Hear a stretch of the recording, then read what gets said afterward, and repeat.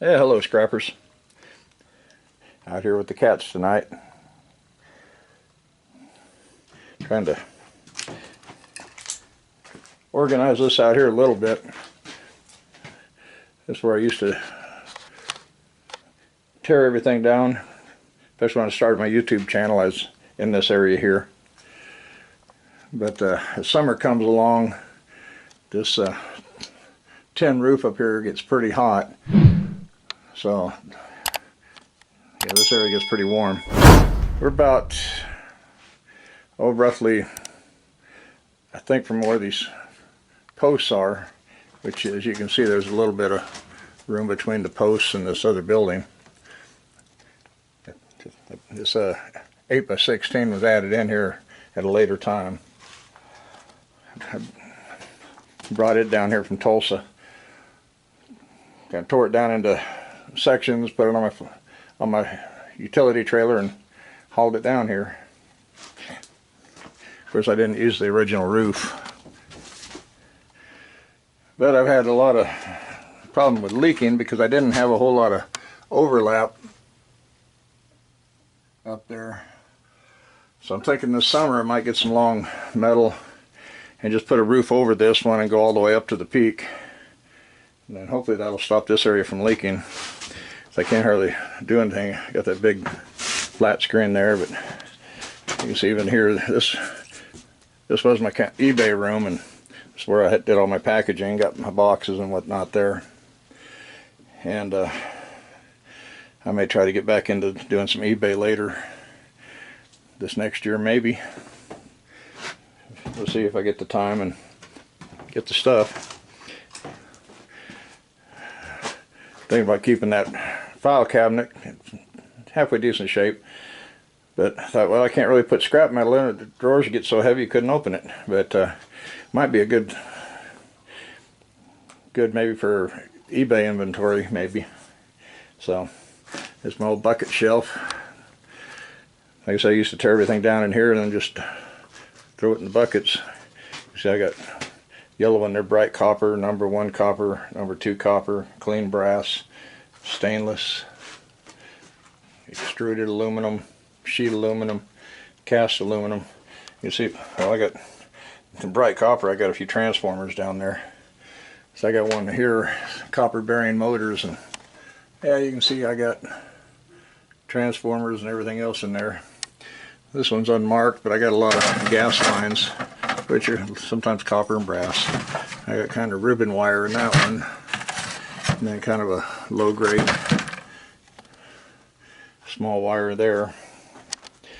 Mainly built that to get some floor space because I have so many buckets on the floor. I do have an older video showing the measurements on that. Once I get set up in here, I might do another video on it. I know a lot of people would probably like to have something in their workshop or their garage, so that, you know, stuff's a little handier. And then from here I take it into the other room there. I got barrels. Of course I don't have as many barrels as I have buckets. Of course then I got other stuff. I put a lot of small stuff to clean up in there, and then I got another bucket over here. Then later I'll kind of get it cleaned up somewhat, and then I'll take it into my wife so she can finish it off. Here's some old railroad spikes I dug out of that stuff. I thought they were kind of interesting because here's a normal railroad spike. You can see how small those are. So I'm just wondering if these were maybe out of kind of like some of these mines, copper mines or silver mine, gold mines, when they laid the track in them, because they had a much smaller track. But I'm kind of working in here. As you saw in that other video I did here a couple of videos ago, I was out in this room and had that heater there going and that torpedo heater over here. Had it running, And that thing is 38,000 BTU.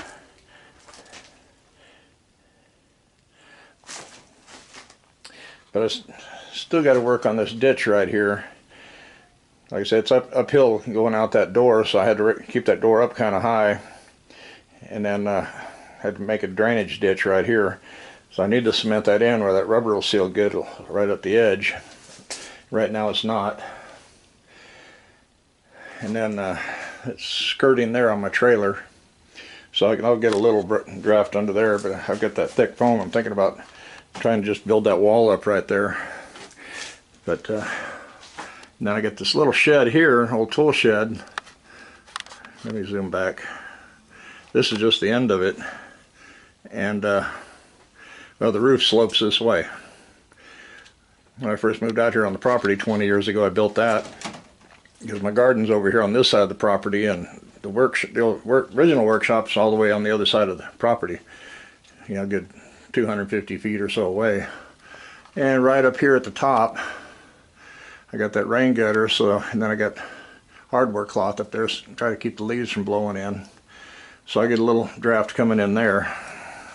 But a lot of the draft I get is right between, is that gap right there. So I'm going to have to get some spray foam and take care of that at a later time. But right now it's really too cold to be using that spray foam. It needs to be around 70 or so. And then of course I get a little gap with the seam of the doors and on top. But I pretty well got the bottom taken care of. And I thought about putting some of that rubber down the door, so when it shuts it'll kind of seal off here. But main thing is it still stays pretty cold in here when it gets real cold and real windy. Where if it's cold and windy, I can keep it at 40 degrees in here pretty comfortably. Because one thing, I got a furnace right here, and I got a vent blowing out on this side, one on the front here, and then I got a vent, made me a vent going into the other room. So throw some heat into that room. Of course it's pretty noisy, so I couldn't make a video when I'm running that furnace. But I can use the furnace and propane heater, that torpedo heater, pretty well get it up to temperature. And if it's really cold, like down the 20s or teens, and kind of windy, that will get it up to about 40 or so in here, then cut off for a few minutes and come back on. But the plan is get it warmed up, and then when I do a video, kick this one on. And of course I'll put that little red toolbox in here that I work on. Of course that means right in that area is where I'm going to have to put the tripod and the monitor, somewhere right in there. In which I got to carry stuff farther, but I do have this door right here too if I have to. I could go in and out if need be. But it does stay a lot warmer in here. One of these days I'd like to get a spray foam insulation kit and go over this. I had a big gap right up in there, but I think I sealed it up fairly good, but can't see it with that light. Styrofoam doesn't make it any easy either. Hard to focus in up there. So that's what I've been kind of working on tonight, trying to get this prepared. It's not too bad out there tonight. It's probably in 55, something like that. They're talking about getting almost to 60, but it didn't make it. But now tomorrow night it's supposed to be like in the 40s, and then I think it's not supposed to get out of the 20s or 30s, something like that, Thursday night. Of course Saturday's going to be real nice. So I'm thinking for the winter time I'll get back in here. But I got this, I'm thinking use this table here. So I got my magnet there with screwdrivers. So I need to clean this off. And then I can put my Sawzall and drill and some of my other tools up here. Of course I've got a place right right here to hang my angle grinder. Got my little bucket for small pieces of shred there, and trash bucket. You know, of course, then my toolbox right here handy. Of course, most of the tools, I don't hardly touch these tools in here anymore because pretty well everything I got is out there. Occasionally I have to come in and get some metrics or something. And what's funny is, I think I got this bottom here at an auction, but I picked this top one up for scrap. And really about the only thing wrong with it is this one drawer here. It doesn't want to stay on track very well. Other than that, it works pretty good. So I can't complain. So I got light right here. Give me light right above the table, plus that 4-foot fluorescent. I got 8-foot LED up here. So gives me pretty good light. And then I got a light right there that I used in the eBay room for doing a lot of my photography. I got another one of those out in the other room. Actually, you can actually see it right there.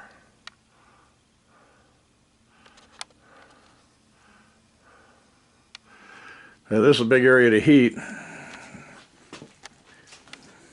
I was thinking about building a wall just this side of the furnace, you know, and take it over there somewhere, and then get a door on there. Then this one heater here would probably heat that area. I don't think I even used this furnace last year.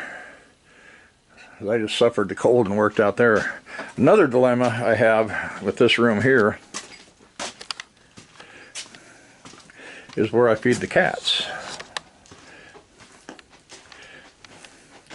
Which this is the room where I keep a lot of my lights. Don't work too good until it warms up.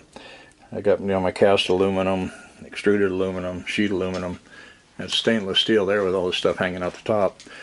I need to pull some of that big stuff out and see if I can't cut it down with the plasma cutter. And I get a bucket with wire.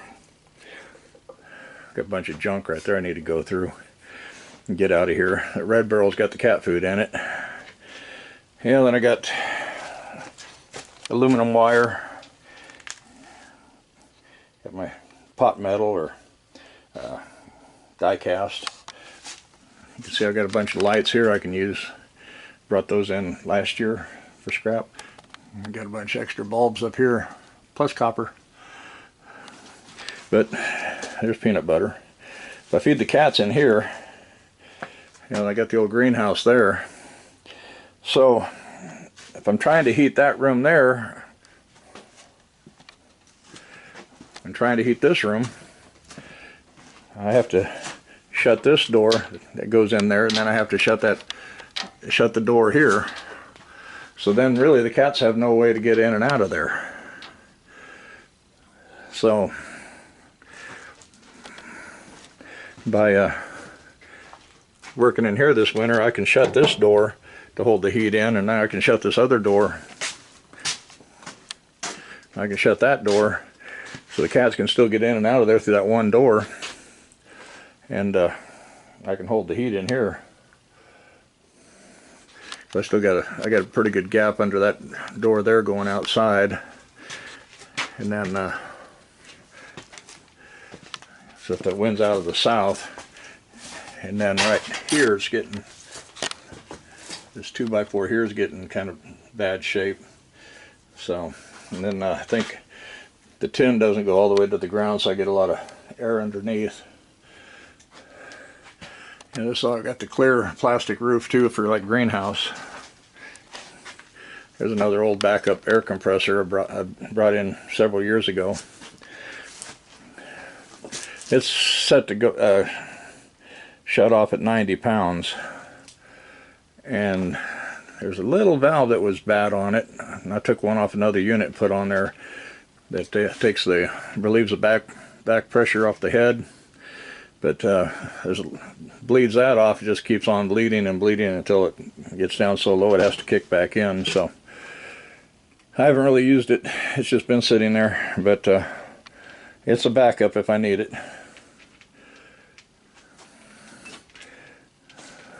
You see, I got to do some cleaning in there. I was just so busy last year, didn't get time to do too much of anything. A lot of cleaning in here. I built this 8-foot long.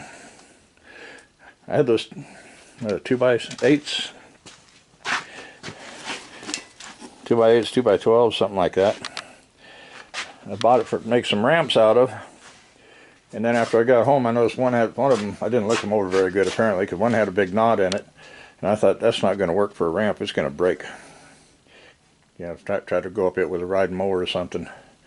So I decided I'd just make a roll around table. Yeah, and I built it up so that chop saw would work good. But now I got to go to that chop saw and free it up. I can't get that thing to turn to an angle for nothing. But it's kind of really, kind of right in the way, so I got a pathway here. If that wasn't there, I'd have a nice big open work area. Of course, you should have seen this area here a couple of years ago. By the end of summer, I had a narrow path through here. Table saw. I've had that thing many, many years. I got, you know, kind of a walkway on both sides. It doesn't go all the way through. Yeah. Just more stuff than I have a home for. So I got to go through some of this stuff one of these days and clean house. Well, if that temperature is right, it's saying it's about 45 in here, which is probably pretty close. Used to be that thing had a little bit of mercury that was staying way up there, but it's been hanging there for a couple of years now, so I guess it finally worked its way down. Yeah, one time I had my tools hanging here because I had a workbench here. It's an old desk I started to redo and got sidetracked. But you can see I got a lot of cleaning to do here.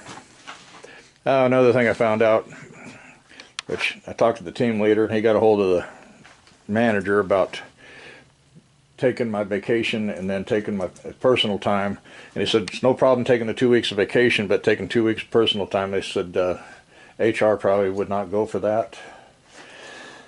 So I guess the last week of this month, I'm going to have to take, by Monday and Tuesday, take a personal day Monday and Tuesday, and then go in and work Wednesday, and then Thursday and Friday take personal days.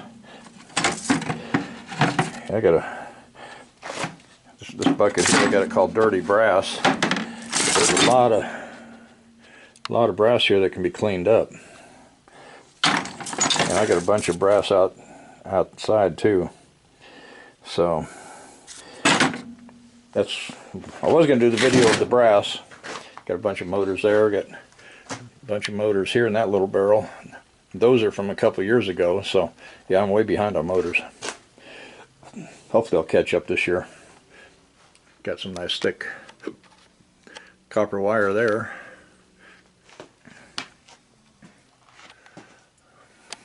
A little bit of, you got a drop light there with no plug on it. So I hung on to that where I could put a plug on it someday, right? Got some more 220 well wire right here. But hang on to that in case I need it for around here. Never hurts to have some good 10 gauge wire. Cause really I brought in a pretty big size breaker panel the other day, and I've been really thinking about rewiring this shop. The way I did it, I came in with a 220, and I brought my line up right here, and I got a box there. I think that's where I stopped with the 220, but now I have it coming up here. And then I got two 110 lines. I got, when I originally did it, I put one breaker with white plug-ins, another breaker with the dark brown plug-ins. So on this side, I think these are all the white plug-ins. That way if I had to work on electric, I could just go to the other side. So now it's got a white plug-in. And I got one there. And then I got kind of a drop cord coming off of the white one there, coming up through the rafters and over to here. And I think this one is tied in off the 220, because I have the 220 coming over here for the furnace, so I got that one coming off of one leg of the 220. I'm not sure, because that one there's got a white plug in it too. But coming back to the back of the shop,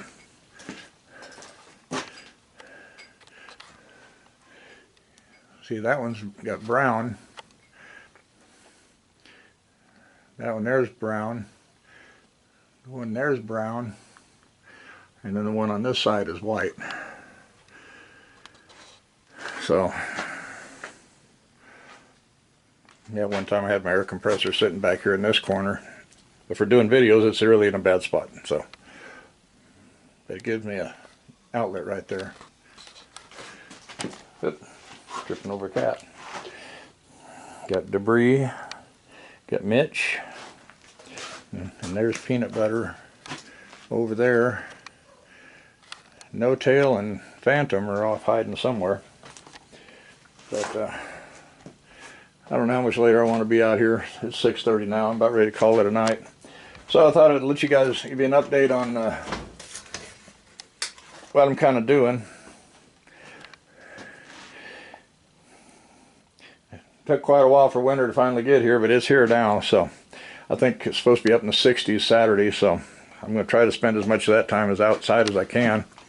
And I might be dragging some of that stuff up out of the field and cutting it up, which I got a small pile up here I need to cut up too. Some T-posts and stuff. And then probably work on some other stuff. Try to maybe do a video or two.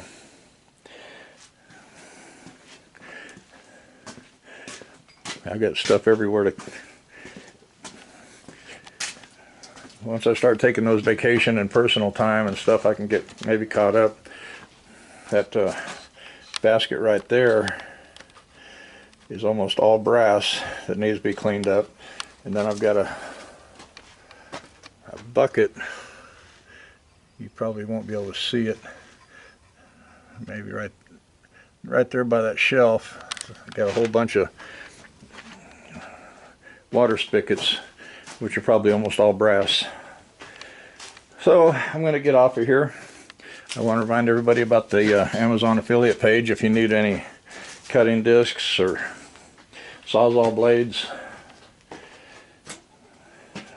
it's my Amazon affiliate link. There'll be a link in the video description below the video there. And I want to thank everybody for watching. And if you enjoyed this video, give it a thumbs up. Share it with your friends. If you're new to the channel, I want to invite you to go to my playlists and take a look around, see what the different kind of stuff I do. You know, look around the channel and watch a few of the videos, see if I earn your subscription. And like I say, about the end of this month, I'm going to be retiring, and no telling what kind of changes are going to take place. For the one thing, I've been doing a lot of running an ad, and I get a lot of landowners, and of course you never know, I might get a wash machine or refrigerator or dryer, you know, a single appliance on one pickup, and then I might get 6 loads, truck and trailer loads out of another spot. Yeah, the table needs cleaned off too, but I bring it in hard and heavy through the summertime, and then I spend the winter time trying to clean it all up. But once I retire, I'm going to have more time to process it, so will I have that pile? Now, this last year I limited my range, because those of you that know Oklahoma, around the Oklahoma City area, I run the ad in the OEC paper, and it pretty well, I'm kind of in the corner, and I'm, for the range it goes in, I'm kind of in the, I guess the southwest corner. So it goes north of me a ways, and it goes way out to I-40 and Anderson Road, right? Yeah, 240 and Anderson Road, way out in that area. So it's not uncommon for me to get calls, Little Axe, Slaughterville, yeah, way out there. So I kind of limited my range last year, and I still stayed hooked up really well, and didn't get much slack time. So I may open up that range this year and go ahead and go out further, but some of that, you know, it's 50-minute drive time each way. So I think, you know, this year I was just thinking, really, I don't really have that kind of time right now to spend 2 hours driving. So I gave a few of the calls to the neighbor, because he's a scrapper too. So actually, that's something. I'll probably have to bring this up again, but I'm thinking once I retire, I want to put up a Facebook group called Oklahoma Scrappers. And some of you other guys might think about this, doing it for your state or your area. And my plan was to put the group up and get a lot of the scrappers here in Oklahoma in the group, and then say if you get a job, you get more jobs than you can handle, you can pass a job on to one of the other scrappers in the area. Or if you need help, you can probably get one of the other scrappers to come and help you. Or if you have a job and you got some big stuff you got to remove and you don't have the equipment to move it, you might be able to find another scrapper on the group that, you know, that could come and help you for part of the profits, or, you know, you guys can work something out. So that's kind of what I'm toying with the idea, but I didn't want to try to do it as busy as I was trying to work a full-time job and scrap too. So but I'll probably try to get that off the ground here in the next few months, and start trying to promote it, because I know I do get a lot of people here in Oklahoma that tell me, you know, the town they're in and whatnot. And it's also kind of nice to know what's going on kind of around the state, you know, what kind of prices, because sometimes you get if somebody's paying a lot better price on copper or something, you know, brass, AC coils, whatever, it might be worth it if you had a big load to take it, you know, an extra 50, 75 miles, you know, if the price difference is big enough. So, well, I'm about to start rambling, so I guess I'll get off of here and see you guys in the next video. And happy scrapping. Bye-bye.